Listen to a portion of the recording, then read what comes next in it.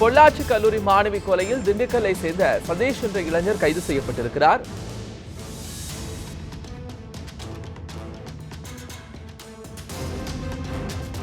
இது குறித்து நம்முடைய கோவை மண்டல செய்தியாளர் பிரசாத்திடம் கூடுதல் விவரங்களை பெறலாம்.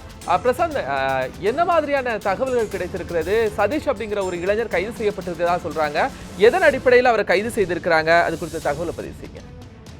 நிச்சயமா கோபால், அதாவது இந்த பொள்ளாச்சி அருகே கொடூரமா கொலை செய்யப்பட்ட மாணவி பிரகதி ஆய்வில் தற்போது அதிர்ச்சிகரமான ஒரு சம்பவம் வெளியாக இருக்கிறது. குறிப்பாக திண்டுக்கலை அதாவது அந்த மாணவியோட 4 தனிப்படை அமைத்து விசாரித்ததில் கோவையிலிருந்து செல்போன் சிக்னலை வைத்து அதனுடைய செல்போன் சிக்னல் பயணித்த இடங்கள் உள்ள சிசிடிவி காட்சிகள்லாம் வைத்து தனிப்படை போலீசார் ஆராய்ந்து வந்தார்கள்.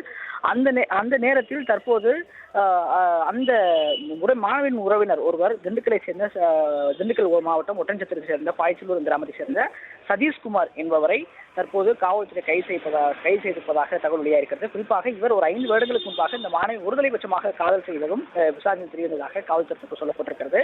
அந்த வகையில் தற்போது இங்கு பொள்ளாச்சியிலிருந்து தனிப்படை போலீசார் திண்டுக்கலுக்கு விரைந்து தற்போது அங்கு விசாரணை அந்த மாணவரிடம் விசாரணை கைது செய்து அவங்க விசாரணை செய்துட்டு இருக்காங்க.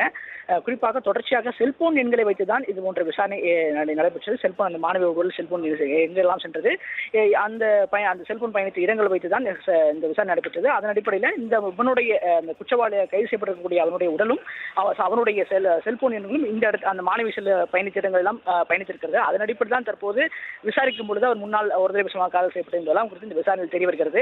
அதன் அடிப்படையில் தான் தற்போது ஒரு தனிப்படை போலீசார் அவனை கைது செய்து விசாரணை செய்துகிறாங்க. தொடர்ந்து அடுத்த கட்டமாக அவன் நீதிமன்றம் ஆஜர்படுத்துவதற்கான பல்வேறு பணிகள் நடந்துட்டு இருக்கு. இது மட்டும் இல்லாமல் தற்போது ஒரு 2 மணி நேரமாக கோவை அரசு மருத்துவமனையில் இந்த மாணவிக்கு உடலை பிரேத பரிசோதனை மருத்துவர்கள் செய்தாங்க. அந்த பிரேத பரிசோதனை அதிர்ச்சிகரமான தகவல் வெளியாகிறது. அதாவது மாணவி பாலியல் கொடுமைக்கு உள்ளாக்கப்பட்டு தான் இந்த கொலை செய்யப்பட்டிருக்க என்பது தெரிய வந்திருக்கிறது. அது மட்டும் இல்லாமல் மாணவி 3 இடங்களில் கத்தியில் குத்தப்பட்டிருப்பதும், குறிப்பாக கழுத்திலும் மார்பகங்கள் 2 இடங்களிலும் கத்திகளால் குத்தப்பட்டிருப்பதும் ஒரு அதிர்ச்சிகரமாக சம்பவம் தகவல் வெளியாகிறது. அதுவும் குறிப்பாக அந்த பிரேத பரிசோதனை அடிப்படையில் தான் அந்த தகவல் வெளியாகிறது என்பதும் காவல்துறை தரப்பு சொல்லப்பட்டிருக்கிறது. தொடர்ச்சியாக நேற்றிலிருந்து இந்த சம்பவம் பொள்ளாச்சி மற்றும் கோவை பகுதியில் மிகப்பெரிய ஒரு சம்பவமாக பார்க்கப்பட்டு தற்போது தீவிரமாக விசாரணை நடைபெற்று வந்த நிலையில் தற்போது 4 தனிப்படை அமைத்து விசாரணை நடைபெற்று வந்த நிலையில் தற்போது இந்த ஒருவர் கைது செய்யப்பட்டிருப்பதும், அது மட்டும் இல்லாமல் அவர் குறிப்பாக இந்த சம்பவத்தில் பாலியல் வன்கொடுமைக்கு உள்ளாக்கப்பட்டு கொலை செய்யப்பட்டிருப்பதும் தற்போது விசாரணை தெரிய வந்திருக்கிறது. பிரசாத், உங்களுடைய தகவல்களுக்கு நன்றி பிரசாத்.